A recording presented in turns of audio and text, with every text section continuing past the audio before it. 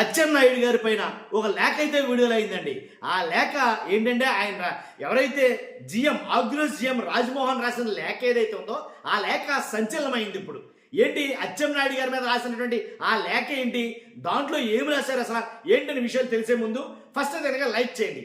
Like చేస్తే నాకు మోటివేషన్గా ఉంటుంది, ఎక్కువ మందికి ఈ ఇన్ఫర్మేషన్ షేర్ అవుతుంది. ఎక్కువ మందికి ఛానల్ అంటే మీ బాధ్యతగా మీరు లైక్ చేయండి. లైక్ చేయడం వల్ల ఎక్కువ మంది షేర్ అవుతుంది. కొత్తగా మన ఛానల్ చూస్తే పక్కగా సబ్స్క్రైబ్ చేయండి. మీ అమూల్యమైన అభిప్రాయాన్ని కామెంట్ రూపంలో తెలియజేయండి.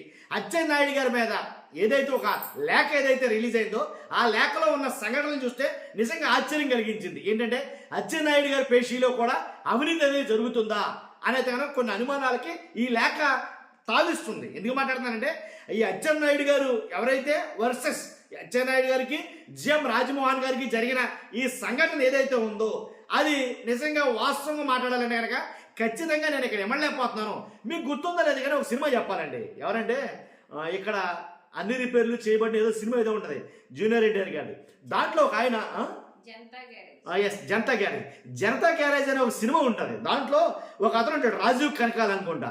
ఆయన అంటే అవినీతి చేయుడు అంటే ఆ ఫైల్ మీద అవినీతిగా ఉండే తప్పుడుగా ఉండే ఫైల్ మీద సంతకం పెట్టనంటే కనుక సంతకం పెట్టనంటే అతన్ని కడక బాగా వేధింపులు ఎక్కువైతే కడక సూసైడ్ చేసుకోవడానికి ప్రిపేర్ అయిపోయిన తర్వాత జనతా గ్యారేజ్ వాళ్ళు అతను సేవ్ చేస్తారు.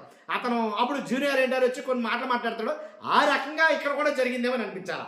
ఎందుకంటే ఈ అధికారి నేను చెయ్యను అని కరాఖండిగా తెగే చెప్పాడట. ఫస్ట్ ఎలా స్టార్ట్ అయిందంటే జూనియర్ ఒక అధికారి అంటే ఈయన కింద పనిచేసే వాళ్ళు ఒక అతను అభివృద్ధి చేస్తూ ఉంటే చూసి తట్టుకోలేక అతను ట్రాన్స్ఫర్ చేస్తాడు. ఈయన ట్రాన్స్ఫర్ చేసిన తర్వాత ఓఎస్డి నుంచి ఏదైతే ఆగ్రోస్ ఈ అచ్చెన్నాయుడు గారి ఈ పేషి ఉందో దాంట్లో అంటే ఓఎస్డి నుంచి ఒక కాల్ అయితే వచ్చింది ఈయనకి రాజ్మోహన్ గారికి. వచ్చిన కాల్ అర్థం ఏంటంటే కనుక మీరు ఏదైతే కొన్ని అంటే వ్యవసాయ ఉత్పత్తుల పరికరాలు ఏవైతే ఉంటాయో ఆ తయారీదారులతోటి మీరు మాట్లాడి సఖ్యత కుదిర్చాలి. ఏదైతే ఏంటంటే మధ్యవర్తిత్వం బ్రోకరేజ్ చేయాలి. చేసి మనకు రావాల్సింది ఎంత, మందెంత, ఆళ్ళదెంత, ఎంత ఇస్తున్నారు, ఎంత కావాలి ఏంటి ఇలాగా దానికి సంబంధించినట్టుగా మీరు అక్కడ ఉండాలి అని అంటే కనుక ఈయన దానికి అసలు ససేమిరా దానికి తలకోకపోవడంతో ఈయన మీద వేధింపులు ఎక్కువైన తర్వాత ఈయన్ని నెల్లూరు ట్రాన్స్ఫర్ చేయటం.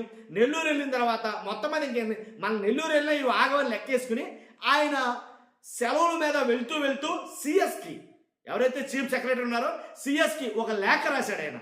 ఒక లేఖ రాసి ఆయన సెలవులపై వెళ్ళిపోవడం జరిగింది. కానీ ఆ లేఖ ఇప్పుడు దుమారం రేపుతుంది. ఏంటంటే అక్కడ జరిగే తొంతంతా ఆ లేఖలో వివరించాడు ఆయన. ఇదే ఇలా జరుగుతుంది. ఏదైతే వ్యవసాయ యంత్రాల పరికరాల తయారీదారులు ఉన్నారో ఆ తయారీదారులతో నేను మాట్లాడాలంట. మాట్లాడి మాకెంత ఇస్తారు ఏంటి అని నేను మాట్లాడి మధ్యవర్తిత్వం చేసి కాబట్టి ఆ పేషీకి పంపాలి అనేది కనుక ఆయన రాసిన లేఖలో అన్నమాట. కాబట్టి అలా నేను చెప్పిన మాట విననందుకే నన్ను నెల్లూరు ట్రాన్స్ఫర్ చేస్తున్నారు. కాబట్టి ఈ రకంగా ఆగ్రోస్ జిఎం మధ్యవర్తిత్వం చేయలేక ఆ కమిషన్ తీసుకోలేక కాబట్టి సెలవులపై వెళ్ళడం తప్ప వేరే మార్గం లేదని సెలవులపై వెళ్ళిపోతానని చెప్పేసి జిఎంగా ఉన్న ఈయన సిఎస్కి లేఖ రాయడం జరిగింది. ఆ ప్లేస్లో ఈయన వెళ్ళిపోయిన ట్రాన్స్ఫర్ చేసిన తర్వాత ఆ ప్లేస్లో జూనియర్ అధికారిని ఒకటి తీసుకురావడం, ఆ జూనియర్ అధికారిని ఆ సీట్లో కూర్చోబెట్టడం. ఆల్రెడీ ఆ జూనియర్ అధికారి మీద చాలా ఆరోపణలు అయితే ఉండటం. కానీ ఇవన్నీ కూడా జరుగుతున్నాయి అనేది కనుక ఆ లేఖ బహిర్గతం అయితే చేసింది. కాబట్టి ఈ రకంగా ఎప్పుడైతే అచ్చెన్నాయుడు గారికి ఆయన పేషి గురించి లేదా ఈ లేఖ ఆగ్రోస్ జిఎం గారు రాసినటువంటి ఈ లేఖ వ్యవసాయ యంత్రాల పరికరాల మీద ముడుపుల మీద జరుగుతున్న వీటన్నిటి మీద ఇప్పటి వరకు ఎలాంటి స్పందన అయితే లేదు. వాస్తవానికి అచ్చెన్నాయుడు గారు దాని గురించి కానీ వాళ్ళ పేషి గురించి కానీ వాళ్ళ పేషీలు ఎవరైనా కానీ ఇప్పటి వరకు ఏది స్పందించలేదంట. కాబట్టి చూద్దాం ఈ లేఖ ఎంతవరకు ఏం జరిగింది ఏంటనేది ఇంకా కొత్త విషయాలు అయితే తెలియాలి. చూస్తున్నాం మీరంతా కూడా. ఫస్ట్ అయితే లైక్ చేయండి, కొత్తగా మన ఛానల్స్తో పక్కగా సబ్స్క్రైబ్ చేయండి. Thank you very much.